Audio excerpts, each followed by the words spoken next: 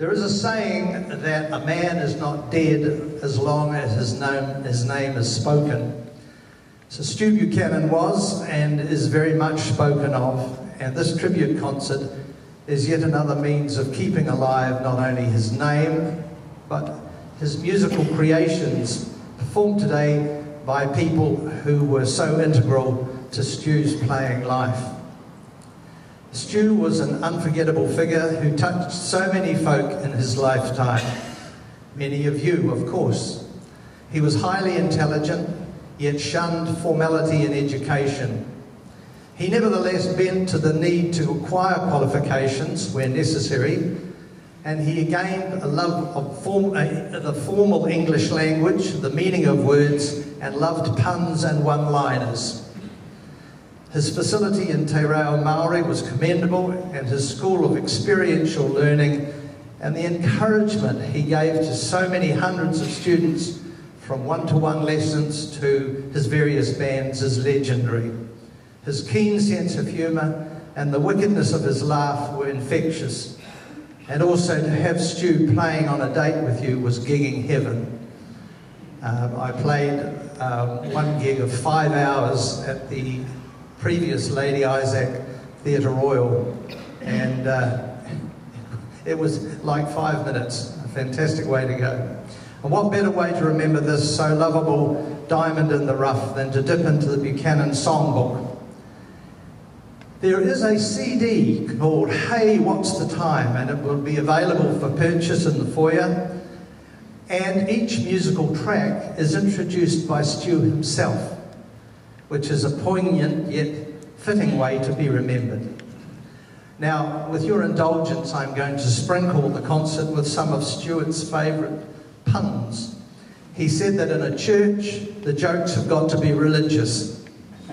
Amen, I said to that. So these are actual replies from church school pupils revealing their creative interpretation of the message that was given to them, and maybe the dubious messages of their teachers and what they thought their children heard.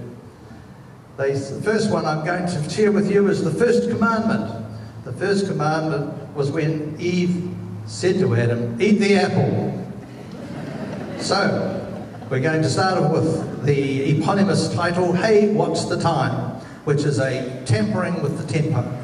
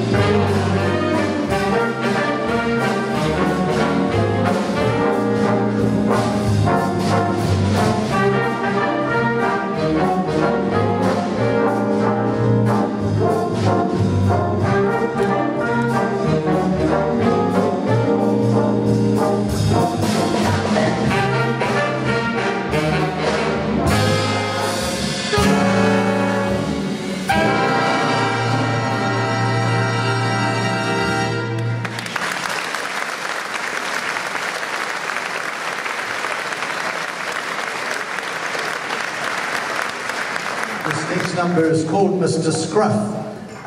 Stu had what he called a mongrel spaniel called Mr. Scruff, and so he was the object of that. Talking of animals, another of the puns that Stu loved, Solomon, one of David's sons, had 300 wives and 700 porcupines. And I'd like to introduce after this the sax section, but we'll take away with Mr. Scruff.